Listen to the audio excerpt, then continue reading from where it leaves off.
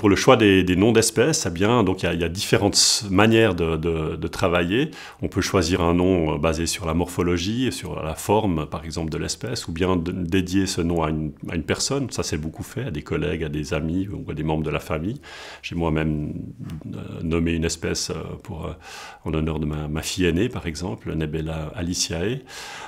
Mais donc ça, de plus en plus, cette pratique-là est critiquée et il est évidemment préférable de consulter les peuples autochtones, les communautés autochtones, pour trouver un nom qui fasse sens culturellement et qui ne soit pas mal perçu comme une forme de colonialisme scientifique, disons.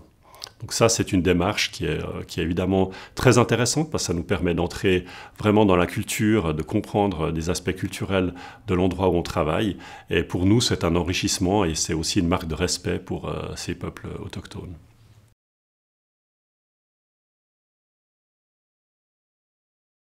On va se plier en fait aux coutumes locales, voire aux règles qui peuvent être très strictes. Des permis doivent être demandés, des autorisations doivent être obtenues. Parfois, on doit même avoir quelqu'un qui doit venir avec nous, un guide d'une tribu ou d'un peuple indigène. Et donc, par exemple, à Hawaï, on était sur une montagne et il fallait faire une sorte d'incantation au dieu, un chant particulier. On a dû apprendre le chant pour les fois où on n'était pas nous-mêmes avec la personne sur le terrain. Et puis, après avoir fait le chant, on a dû attendre un signal, peut-être un vent, une feuille morte qui est soulevée, etc., qui nous dit « Ah, les dieux nous donnent l'autorisation de travailler ». Donc ça donne une partie d'incertitude au travail de terrain, mais c'est quelque chose qu'on doit respecter.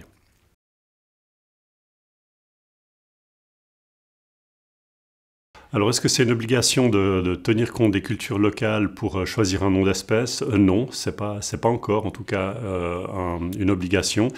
Mais de plus en plus, c'est recommandé, ça fait partie d'une éthique, disons, de chercheurs. Alors, en fait, si je prends l'historique de ce que j'ai fait, moi, au cours des temps, enfin, je ne suis pas si vieux que ça, peut-être, mais quand même, j'ai un peu d'expérience en la matière.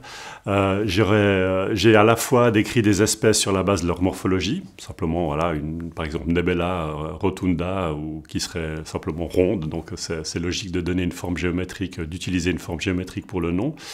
J'ai aussi dédié certaines espèces à des collègues. Alors là, on n'est pas du tout dans du politiquement correct, parce que peut-être que c'est une espèce qu'on a trouvée dans une région où il y a des peuples autochtones, puis on aurait pu leur demander leur avis.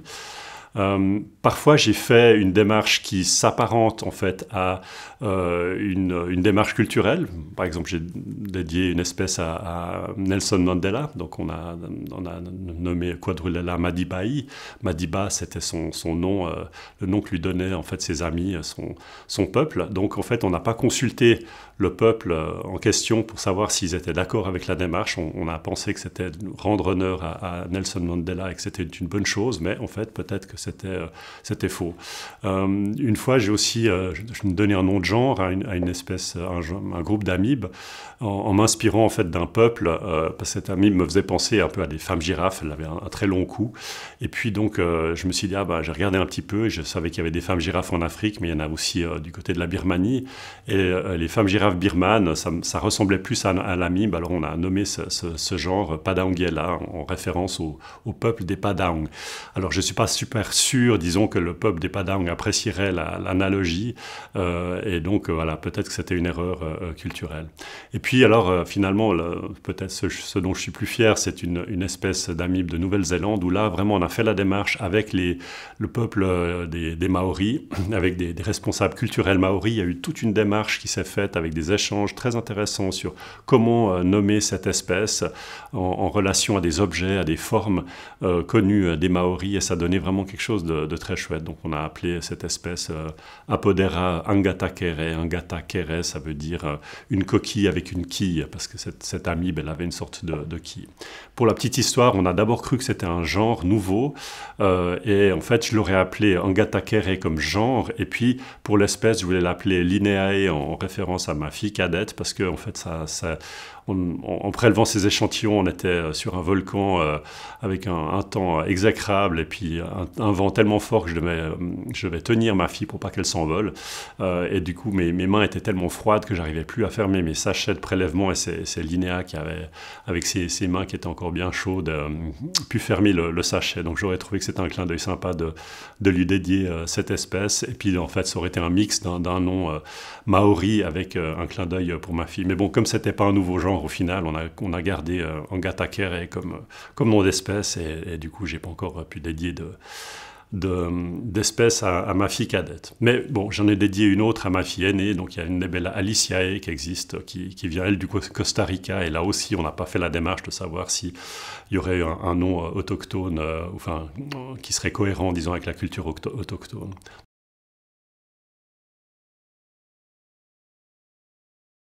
Alors, est-ce que les peuples autochtones sont intéressés par la démarche? C'est vrai qu'on peut se poser la question, en particulier s'agissant d'amibes à coquilles dont ils n'ont jamais connu, ils ignoraient totalement l'existence jusqu'au moment où on prend contact avec eux. Alors en fait, la réaction, elle a toujours été positive. Alors toujours, pour moi, c'est n égale 2, hein, c'est la Nouvelle-Zélande et Hawaï, mais c'est quand même deux beaux exemples où on a eu vraiment un intérêt, et puis au contraire, ils sont vraiment contents qu'on fasse cette démarche, ils sont honorés. Et ça se fait avec beaucoup de respect et beaucoup d'intérêt pour leur culture, et en ça, évidemment, ils nous sont reconnaissants.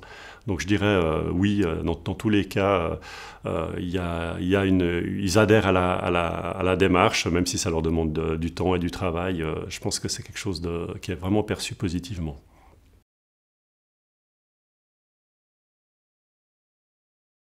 Quel nom va être donné ou proposé par les cultures extra-européennes? Est-ce que ça sera un nom qui est vraiment pertinent pour l'espèce, ou bien au contraire, est-ce qu'il serait trop général, trop générique, par exemple?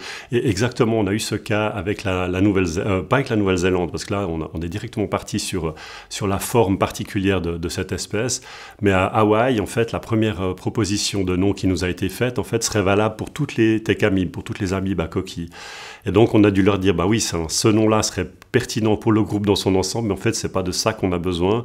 Donc, la démarche maintenant où on en est, c'est qu'on doit leur montrer en fait un panorama d'espèces existantes, celles qui sont déjà décrites, et puis en quoi la nouvelle espèce est particulière et quelle est sa spécificité morphologique, la caractéristique qu'on aurait par exemple dans une clé de détermination pour la distinguer des autres. Et puis c'est une fois qu'ils auront cette information qu'ils pourront nous proposer un nom qui sera vraiment pertinent. Donc en fait, il y a toute une démarche, et puis c'est évidemment ces personnes avec qui on discute ne sont pas forcément des biologistes ou des taxonomistes, donc il faut en même temps leur expliquer la démarche, et puis ça c'est aussi, ça fait partie d'un échange que je trouve très, très riche et très, très agréable.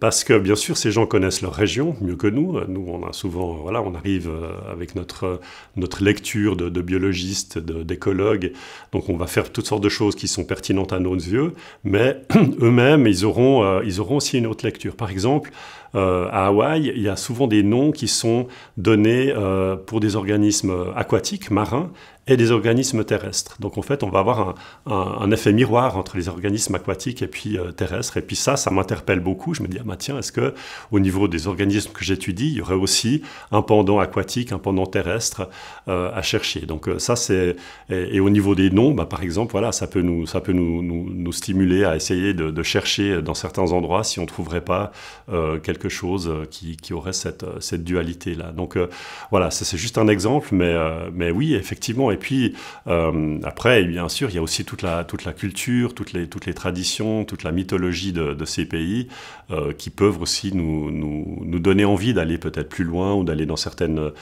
régions ou certains sites pour voir s'il n'y aurait pas aussi quelque chose à trouver d'original. Parce que trouver finalement des nouvelles espèces quand on s'intéresse aux tecamibes, c'est pas difficile. Il y en a encore énormément à décrire. Donc si on leur dit, bah, est-ce qu'il y a un endroit où vous aimeriez qu'on aille fouiller pour voir s'il n'y a pas des nouvelles espèces, peut-être qu'ils nous disent, ah bah oui, ça nous ferait plaisir que vous décriviez une nouvelle espèce de tel endroit qui pour nous est culturellement important. Donc voilà, on n'a pas encore fait exactement cette démarche-là, mais je trouverais extrêmement intéressant de le faire un jour.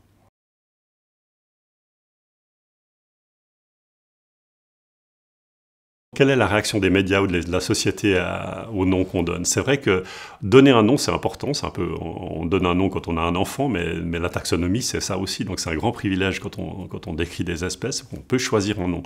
Et puis choisir un nom, c'est pas anodin, et c'est aussi une opération de marketing au final. Donc une fois, un de mes doctorants a décrit une espèce d'amibe qui était la plus petite de son groupe, et il a trouvé amusant de l'appeler Nebela Gimli, en référence au nain du Seigneur des Anneaux.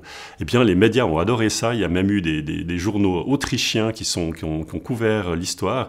Et pas plus tard qu'il y a quelques semaines, un collègue m'a encore parlé de ça, où une personne qui n'était pas forcément spécialiste des amibes s'est souvenu qu'il y avait eu cette histoire de Nebela Gimli. Donc même des non-spécialistes, 10 ans plus tard, me rapportent encore cette anecdote. Donc ça, j'ai trouvé assez amusant. C'est vrai qu'il ne faut pas oublier que voilà, c'est aussi à quelque part une partie du marketing, et la taxonomie n'a pas toujours le vent en poupe. On se plaint toujours qu'il n'y a pas assez d'argent pour ça. Donc choisir un nom original, un peu décalé, qui fait parler de la science, eh bien, je pense que c'est aussi quelque chose à prendre en compte.